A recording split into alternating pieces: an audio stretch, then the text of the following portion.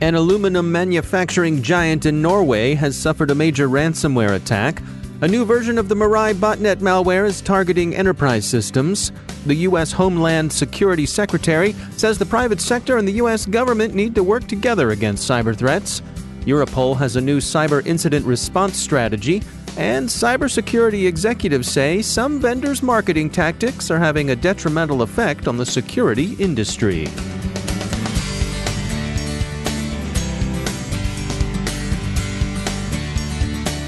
It's time to take a moment to tell you about our sponsor, Recorded Future. If you haven't already done so, take a look at Recorded Future's Cyber Daily. We look at it, the CyberWire staff subscribes and consults it daily. The web is rich with indicators and warnings, but it's nearly impossible to collect them by eyeballing the internet yourself, no matter how many analysts you might have on staff. And we're betting that however many you haven't got enough. Recorded Future does the hard work for you by automatically collecting and organizing the entire web to identify new vulnerabilities and emerging threat indicators. Sign up for the Cyber Daily email to get the top trending technical indicators crossing the web, cyber news, targeted industries, threat actors, exploited vulnerabilities, malware, suspicious IP addresses, and much more. Subscribe today and stay ahead of the cyber attacks. Go to recordedfuture.com/cyberwire to subscribe for free threat intelligence updates from Recorded Future. That's recordedfuture.com/cyberwire. And we thank Recorded Future for sponsoring our show. From the CyberWire studios at Data Tribe, I'm Dave Bittner with your CyberWire summary for Tuesday, March 19th, 2019. Norway's Norse Hydro, one of the world's largest aluminum producers, suffered an extensive ransomware attack last night against its facilities in Europe and the United States. The company said in a message to investors that IT systems in most business areas are impacted and Hydro is switching to manual operations as far as possible. The Norwegian National Security Authority, or NNSA, said the attack is suspected to have used a fairly new strain of ransomware called LockerGoga.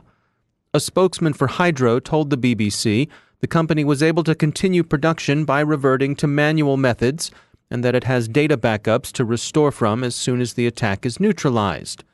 Currently, however, Hydro is still working with the NNSA to contain the attack and identify the extent of the damage. Employees have been told not to turn on their computers or connect any devices to the network, and all communication is taking place via telephone, mobile devices, and text messages. There have been no safety-related incidents as a result of the attack. In a press conference this afternoon, Hydro's chief financial officer said, quote, "The situation for Hydro is quite severe," adding that the entire worldwide network is down, end quote, affecting production as well as office operations. He said the attack began in the United States and escalated overnight, but he didn't specify which facility was first affected or how it was compromised. According to Cyberscoop, the company has remelting facilities in Kentucky and Texas and has offices in Baltimore. The company's website is still down, and there's no time frame for how long the recovery may take. The LockerGoga ransomware was first spotted in January when it was allegedly used in an attack against a French engineering consultancy called Ultron Technologies. Earlier today, researchers identified a new strain of LockerGoga uploaded to a public malware repository from a Norwegian IP address. Palo Alto Network's Unit 42 published a report yesterday on a new variant of the Mirai botnet malware. This version is using a total of 27 exploits, 11 of which are new. It's also targeting a wider range of devices, including We Present wireless presentation systems and LG Supersign TVs. Since these devices are meant for use in business environments, the researchers believe this new strain indicates a potential shift to using Mirai to target enterprises. Enterprises provide a larger attack surface and access to greater amounts of bandwidth, allowing for more powerful DDoS attacks. The researchers advise organizations to keep their devices up to date with patches. If a device can't be patched, remove it from your network. Mirai botnets have been used to carry out some of the largest DDoS attacks in recent years. These botnets are particularly powerful because they utilize embedded devices such as routers, modems, security cameras, and DVRs which can generate massive amounts of data to be launched at a target. It's been a couple of weeks now since the team at Axonius took home the Most Innovative Startup Award at the 2019 RSA Conference Innovation Sandbox competition. They describe their asset management solution as the Toyota Camry of cybersecurity challenges, not particularly sexy, but ubiquitous. Nathan Burke is Chief Marketing Officer at Axonius, and he tells us that before they could compete for the big prize, first they had to deal with getting the boss to San Francisco. It happened during the middle of two snowstorms on the East Coast, and so I got there early on Sunday, but Dean Sisman, who is our CEO and co-founder, who was supposed to be presenting, did not have as much luck as I did and ended up sitting on the runway for 4 hours before his flight got canceled, then rebooked. And so he was going to miss the rehearsal, the judges' demos, and then maybe be there in time for the final presentation. So we just called an audible and said, all right, I've got to do this. And so I changed up the presentation a little bit at the beginning to make it about my personal experience, and then practiced a few hundred times and said, let's do this. And I guess it went pretty well for you. You guys came away as the winners of the Innovation Sandbox. Yeah, I guess the judges saw something in a company doing something that we're all calling the most unsexy part of cybersecurity, and that's asset management. Well, take us through what exactly does your tool do? Yeah, so really we want to do exactly three things, right? So we want to be able to give customers a credible and comprehensive asset inventory, everything they've got from laptops, desktops, servers, VMs, mobile devices, anything.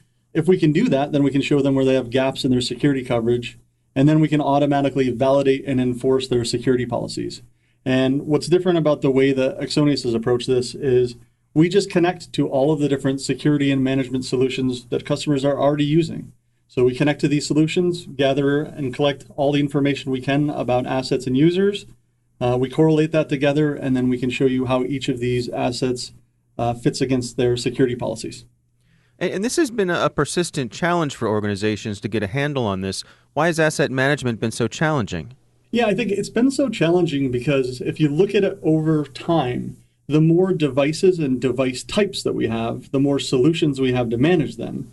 And the more solutions that we have, the harder it is to ask basic questions around assets and how they adhere to the policy. And so just over time, when you think you start off with a PC on a network that is in a physical location, asset management is as simple as a guy with a clipboard, right? But then we move into the world of mobile devices, IoT devices, the cloud, and then it becomes really fractured and fragmented, and it just becomes very difficult to understand what you have. And so it's been a challenge, and I think that's what one of the judges said, during the presentation and the judging, which is, that he's lived this before, not being able to get a straight answer about assets.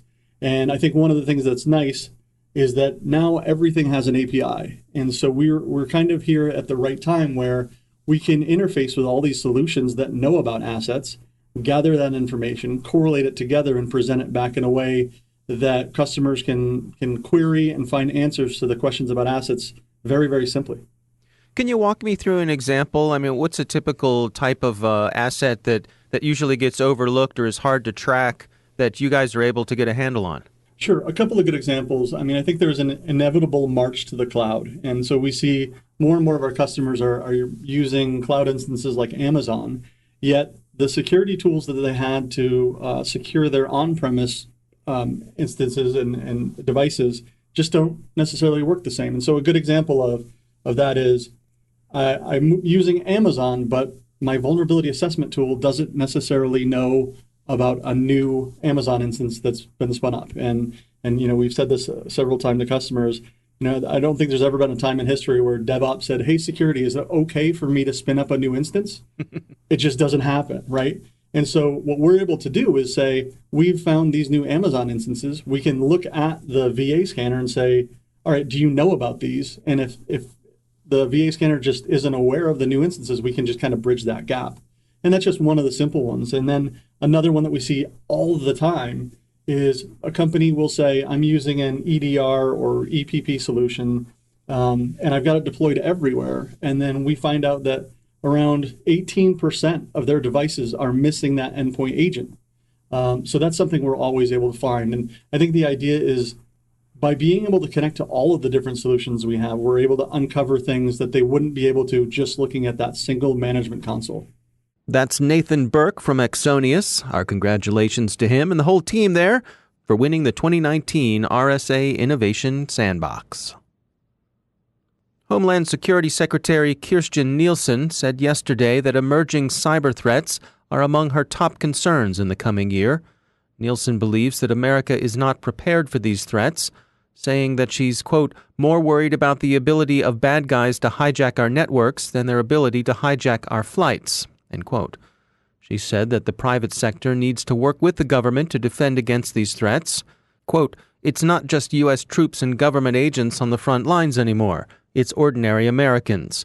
Threat actors are mercilessly targeting everyone's devices and networks, and they are weaponizing our own innovation against us, end quote. She added that our adversaries are using state-owned companies as a forward-deployed force to attack us from within our supply chain. The European Union has adopted an incident response protocol for major cross-border cyber attacks. A press release from Europol said the WannaCry and NotPetya attacks showed that previous incident response protocols were, quote, insufficient to address rapidly evolving cyber criminal modus operandi effectively, end quote. The new protocol gives a central role to Europol's European Cybercrime Center, and it aims to complement existing EU crisis management mechanisms. 4 top cybersecurity executives at Fortune 500 companies told CNBC that some cybersecurity vendors resort to unsavory business practices in order to gain an advantage in the market. All 4 of the executives said they had encountered sales pitches in which vendors took advantage of the fact that small security flaws at a well-known company can generate major headlines. The vendors in these cases threatened to tell media outlets if the executives didn't listen to their entire pitch. 2 of the executives also described vendors who have called to report emergency security incidents, only to give routine sales pitches once they got on the phone with an executive. Even when the issues they point to are real, some vendors don't differentiate between an imminent threat and a minor vulnerability. These marketing tactics have resulted in mistrust between cybersecurity executives and vendors, and they make it harder for both to identify and address the real threats. And now a word from our sponsor, LookingGlass Cyber Solutions. When it comes to digital business risk, you don't want a general admission perspective. Get a backstage pass for the LookingGlass Digital Business Risk Roadshow this spring to learn the industry latest on effective third-party risk management tactics to protect your employees, customers, and brand, taking a proactive security posture to combat today's sophisticated threat actors, and a cybercriminal mastermind's insights on manipulating your organization's cyber strengths and weaknesses. Come see LookingGlass in a city near you. The tour includes Atlanta, Charlotte, Chicago, San Francisco, New York City, D.C., and Houston. They hope to see you at the show. To learn more about the roadshow and register, visit their website, lookingglasscyber.com. That's lookingglasscyber.com. And we thank LookingGlass for sponsoring our show.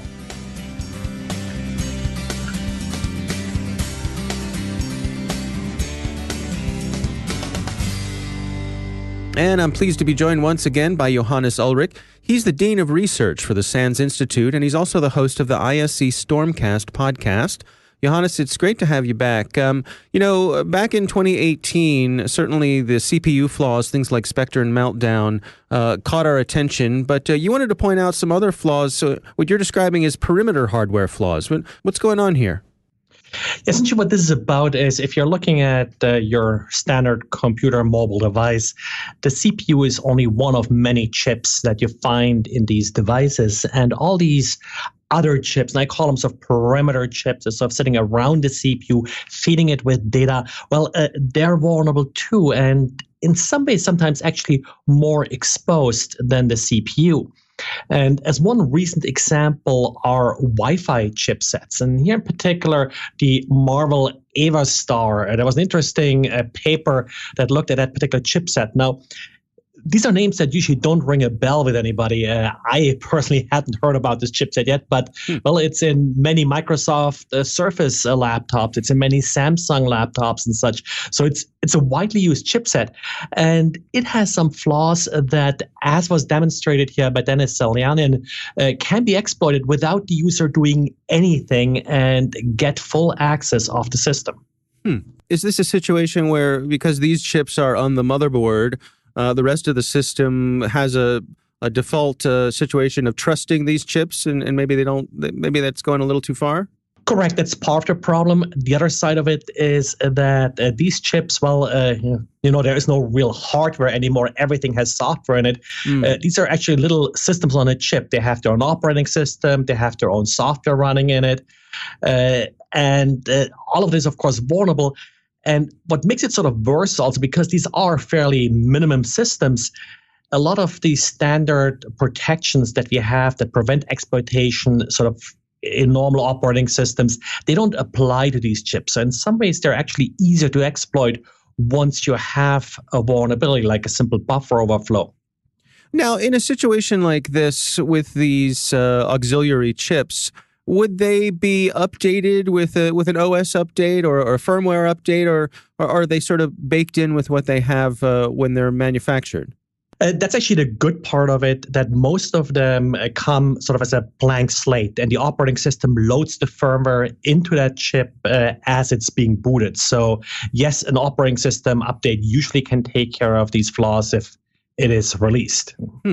Interesting. So what are people to do here? Is this a matter of keeping up on the latest updates?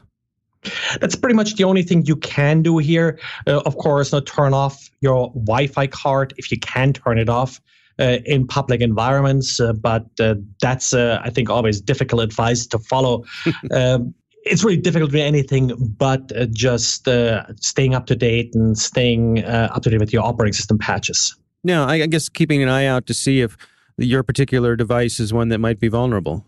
Yes, but it may actually be difficult to figure out what device is in your system. And then also, there is no real standard feed for these vulnerabilities. They're often not disclosed very widely, like for operating system vulnerabilities. I see. Now, is this also a situation where, as a motherboard is manufactured, that, a certain percentage of the run might have one brand's chip in it and another percentage of the run might have another's? That's certainly possible, in particular different sort of subversions of the chip, and some may be vulnerable, others maybe not. Or another case that can also happen is that the particular version of the chip that you have in your system is no longer being supported, and there are no more updates for it, while the same laptop bought a couple months later has a new version that's still receiving updates. That's interesting stuff. Johannes Ullrich, thanks for joining us. And that's the CyberWire. Thanks to all of our sponsors for making the CyberWire possible, especially our supporting sponsor, Observit, the leading insider threat management platform. Learn more at observit.com. The CyberWire podcast is proudly produced in Maryland out of the startup studios of Data Tribe, where they're co-building the next generation of cybersecurity teams and technology. Our CyberWire editor is John Petrick, social media editor Jennifer Iben, technical editor Chris Russell, executive editor Peter Kilpie, and I'm Dave Bittner. Thanks for listening.